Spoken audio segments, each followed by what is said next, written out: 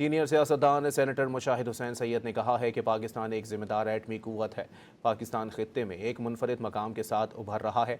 मार्का हक सच और हक की फतह है। भारतीय वज़ीर आज़म ने मिस कैलकुलेशन की। मोदी की सोच नफरत पर मबनी है।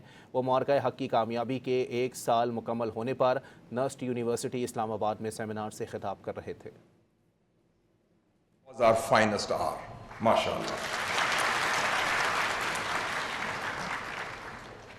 And why was it a finest hour? I think Munib said rightly that when we are marking today's event, we are also commemorating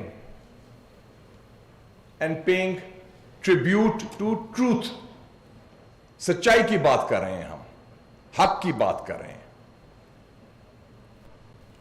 India's miscalculation, in fact Modi's miscalculation, and General Sahab very rightly pointed out that India has a leader whose mindset, whose ideology is based on hate and bigotry, and this was what Quaid-e-Azam Muhammad Ali Jinnah foresaw 90 years ago when he talked of the two-nation theory.